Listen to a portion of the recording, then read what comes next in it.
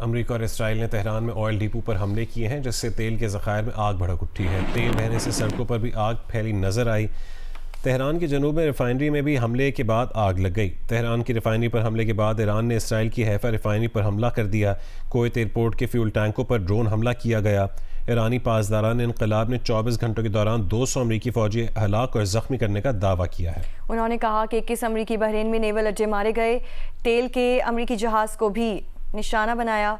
अमरीकी central command का कहना है कि ईरान ने किसी अमरीकी फौजी को यरगमाल या कैदी नहीं बनाया। इराक के शहर अरबिल में अमरीकी अड्डे पर ड्रोन हमला किया गया। सऊदी अरब का कहना है कि फ़ज़ाई हुदूद में दाखिल होने वाले 8 ड्रोन्स मार गिराए।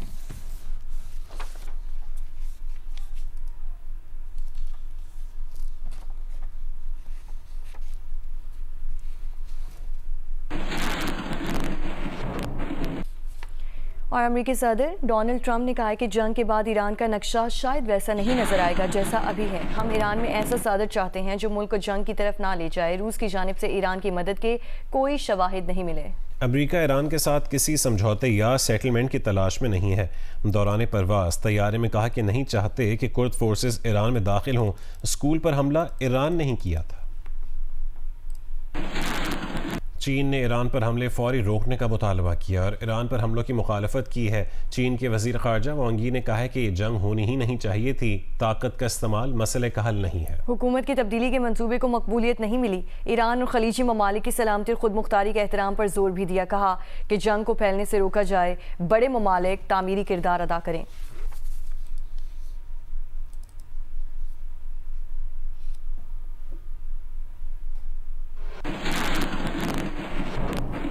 और इंसानी हुकूक की तंजीम ह्यूमन राइट्स वॉच ने जनूबी ईरान में प्राइमरी स्कूल पर हमले की जंगी जुर्म के तौर पर तहकीक करने का मुतालबा कर दिया। तंजीम के एक ओहदेदार का कहना है कि इस गैर कानूनी हमले के जिम्मेदारों को कटहरे में खड़ा करना चाहिए और इल्ज़ामात में जंगी जराइम भी शामिल होने चाहिए। हमला करने वालों को पता होना चाहिए था कि स्कूल है और दिन के दौरान यहाँ बच्चे और असातिज़ा होते हैं। ईरान पर हमले के पहले दिन 28 फरवरी को जनूबी ईरान के स्कूल पर अमरीकी हमले में 168 बच्चियाँ शहीद हो गई थीं।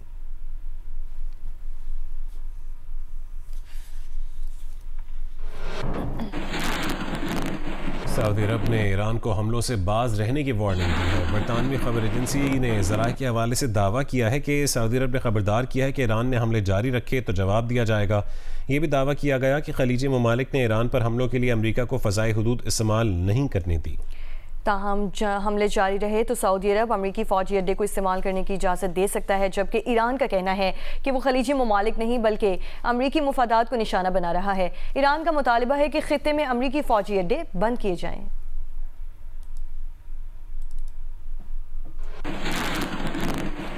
ईरान के वज़ीर ख़ारजा अब्बास अराग़ची ने कहा है कि सऊदी हुकाम ने यकीन दहानी करवाई है कि ईरान के खिलाफ अपनी सरजमीन इस्तेमाल नहीं होने देंगे। सऊदी हम मनसब से मुसलसल राब्ते में है।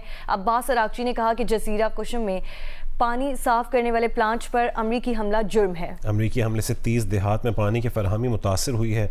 अमरीका जंग में शिद्दत चाहता है तो हमने तवील तैयारी कर रखी है।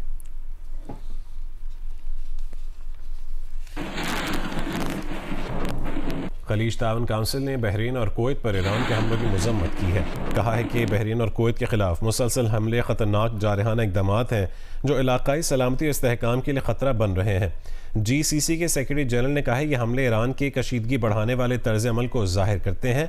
उन्होंने तेहरान की जानिब से खित्ते पर किए गए इन हमलों की सख्त मजम्मत की। उन्होंने कहा कि अहम तनसीबात और शहरी बुनियादी ढांचे को निशाना बनाना बैनुल-अक़वामी उसूलों और चार्टर्स की खुली और नाकाबिले कबूल खिलाफ वर्जी है।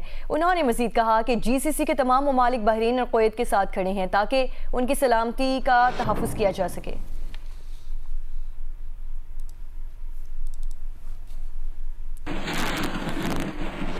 दुबई के इलाके अलबर्शा में हफ्ते की शाम जाँ बहक होने वाला शख्स पाकिस्तानी था। अमाराती हुकाम ने इस बात की तस्दीक कर दी है। अमाराती हुकाम का कहना है कि दुबई के इलाके अलबर्शा में हफ्ते की शाम जाँ बहक शख्स पाकिस्तानी था। पाकिस्तानी ड्राइवर मैसेज मिलने के बावजूद गाड़ी में मौजूद रहा। हुकाम ने शहरियों को खबरदार किया कि अलर्ट मैसेज को संजीदगी से लें। अलर्ट मैसेज के बाद किसी करीब इमारत में पनाह लें। अमारात में हालिया हमलों में 2 पाकिस्तानियों समेत 4 अफराद मारे जा चुके हैं। सिक्योरिटी फोर्सेस के खुफिया इत्तलात पर खैबर पख्तूनख्वा के मुख्तलिफ इलाकों में ऑपरेशन जारी। ISPR के मुताबिक भारतीय हिमायत याफ्ता फितना खवारिज के 13 खवारिज हलाक कर दिए। कार्रवाइयाँ 6 और 7 मार्च को खैबर पख्तूनख्वा के मुख्तलिफ इलाकों में की गईं।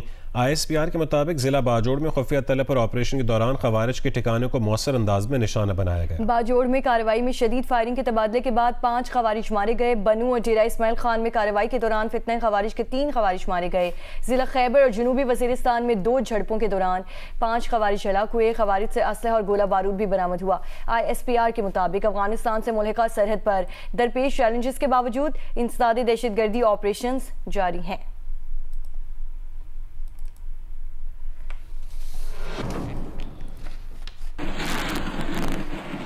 लाहौर में पेट्रोलियम मसनूआत में इजाफे के साथ ही दूसरे शहरों को चलने वाली बसों के किरायों में दुगना इजाफा हो गया है।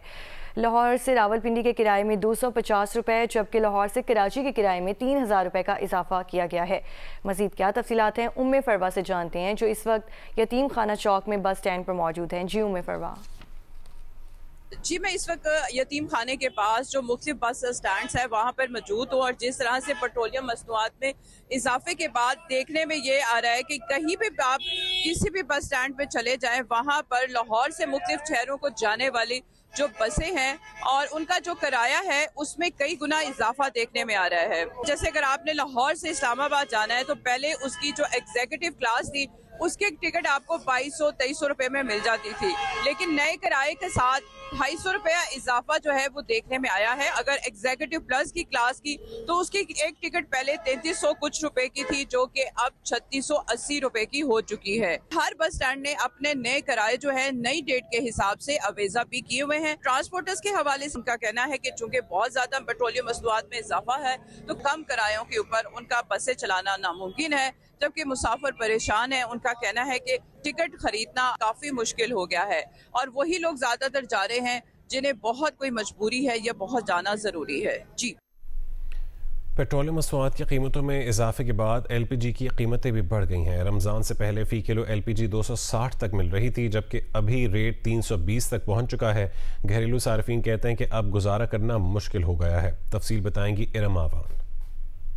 जी बिल्कुल, पेट्रोलियम मसनूआत के इजाफे के बाद LPG की कीमतों में भी काफ़ी हद तक इजाफा देखने में आ रहा है। रमज़ानुल मुबारक से पहले जो LPG की कीमत थी वो 260 रुपये फ़ी किलो तक थी, लेकिन अभी जो देखा जा रहा है 320 से लेकर 330 और 40 तक जो है कीमतें बढ़ा दी गई हैं। घरेलू सार्फिन काफ़ी परेशान दिखाई दे रहे हैं। उनका कहना है कि रमज़ान में ये तीसरी बार LPG का रेट बढ़ा है। इनसे जानते हैं कि इनकी क्या मुश्किलात है। 2-3 दफ़ा रोज़े में ये गैस महंगी हो चुकी है, गरीब बंदा बहुत परेशान है। हमारे पास पैसे होंगे तो हम पेट्रोल डलवाएंगे ना, इतना कोई काम वगैरह भी नहीं चल रहा ठीक तरह। ठीक है, बराए मेहरबानी जो इतना ये गैस वगैरह है ना, ये जो पेट्रोल इसकी कीमत जो है ना वो थोड़ी सी कम की जाए। गैस पहले 270 रुपये 280 रुपये तक मिल रही थी, अब 320 रुपये किलो मिल रही है। रमज़ान से पहले तो सस्ता था, 270 रुपये 280 रुपये बिक रही थी, लेकिन ये जब पेट्रोल के 55 रुपये बढ़े हैं, इसके भी इतने पैसे बढ़ गए हैं। जी बिल्कुल, आपने सुना, इनका कहना था कि मजबूरी है हमें LPG भरवा कर जो है अपना गुजारा करना। घरेलू सार्फिन के लिए खासी मुश्किल पेश आ रही है।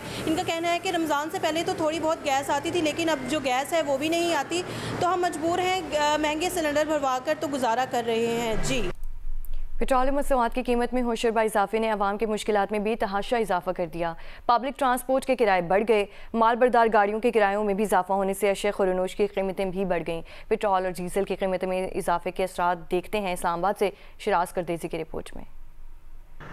पेट्रोल और डीजल की कीमतों में 55 रुपए फी लीटर इजाफे ने आवाम की मुश्किलात में बेतहाशा इजाफा कर दिया। लोग दहाइयाँ दे रहे हैं कि अब महंगाई का ना थमने वाला तूफान आ गया है। जिंदगी पहले ही अजीरन थी, अब गुजारा कैसे होगा खुदा जाने। पब्लिक ट्रांसपोर्टर्स ने फिलहाल तो मनमर्जी के किराए वसूल करना शुरू किए हैं, ताहम अगले 1-2 रोज में ट्रांसपोर्ट यूनियन इस बारे में बाकायदा फैसला करेगी। अगले हफ्ते में आए थे ना, 2800 रुपये किराया भर के आए थे। ठीक है, अब अभी जा रहे हैं कितने, 3300 रुपया, 500 ज्यादा। ठीक है, हम गरीब आदमी, हम कमा रहे हैं 5 रुपए, खर्च 10 रुपए कर रहे हैं। हम कहाँ जाएं, हमारे बच्चे कहाँ जाएं। बढ़ाते रहते हैं तो हमारे को 1 महीना हो गया इधर काम करते हुए। अब इधर देखो जेब में कितना डाल के जा रहे हैं। देखो ये है, हमारी सैलरी है 25,000, जिसमें हमारा 8,000 रुपये आने जाने का किराया हो गया। पीछे क्या बचेगा हम लोगों को?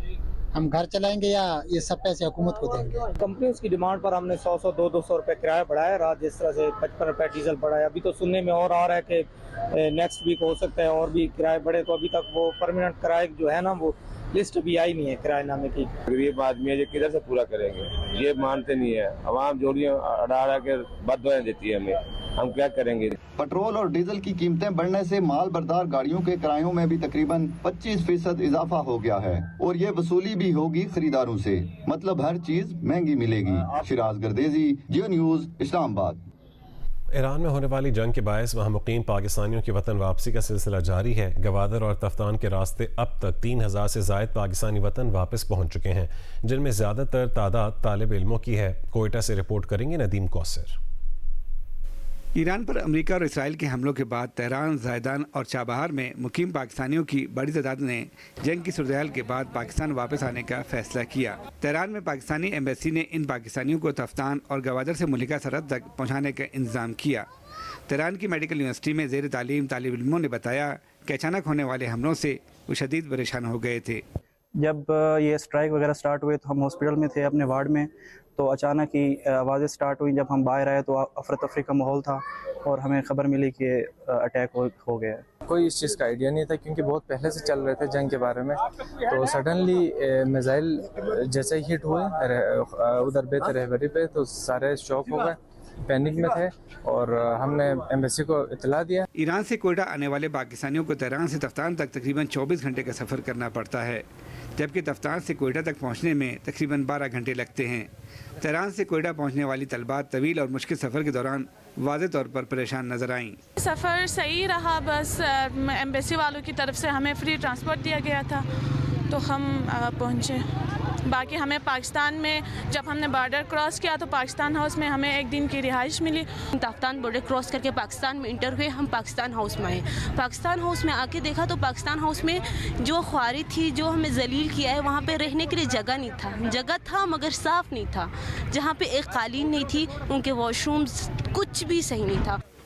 ईरान में जंग के बायस गवादर और तफ्तान के रास्ते अब तक 3000 से ज़ायद पाकिस्तानी वतन वापस पहुँच चुके हैं। तफ्तान बॉर्डर के जरिए गैर मुल्की सयाह भी पाकिस्तान आने वालों में शामिल हैं। कोयटा की ज़िला इंतज़ामिया का कहना है कि सूबाई हुकूमत की जानिब से वापस आने वालों के लिए रिहाइश का मुनासिब इंतज़ाम किया गया है। कैमरामैन अरशद नईम के साथ नदीम कौसर, जियो न्यूज़, कोयटा। वज़ीर आला सिंध मुराद अली शाह ने सूबे में गाड़ियों के लिए थर्ड पार्टी इंश्योरेंस लाज़मी करार दे दी है। वज़ीर आला सिंध का कहना है कि बगैर इंश्योरेंस ना तो गाड़ी रजिस्टर्ड हो सकेगी और ना ही टोकन टैक्स जमा करवाया जा सकेगा। वज़ीर आला सिंध मुराद अली शाह ने कहा है कि सड़क हादसात के मुतासरीन को माली तहफ़्फ़ुज़ फराहम करने के लिए नो फॉल्ट मुआवजा सिस्टम की मंजूरी भी दे दी गई है। इस निज़ाम के तहत सड़क हादसे में जाँ बहक होने वाले अफराद के वर्सा को 7 लाख रुपये जबकि मुस्तकिल माजूरी की सूरत में 5 लाख रुपये मुआवजा दिया जाएगा।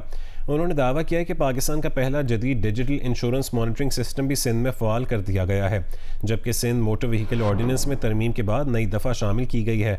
उन्होंने महकमे एक्साइज को हिदायत की है कि नए कानून पर सख्ती से अमल दरामद यकीनी बनाया जाए। दूसरी जानिब सूबाई वज़ीर एक्साइज मुकेश चावला ने कहा है कि इंश्योरेंस के बगैर अब गाड़ी रजिस्टर्ड नहीं हो सकेगी और ना ही टोकन टैक्स जमा होगा, जबकि गाड़ियों की मुंतकली के लिए भी वैलिड इंश्योरेंस पॉलिसी लाजमी करार दे दी गई है।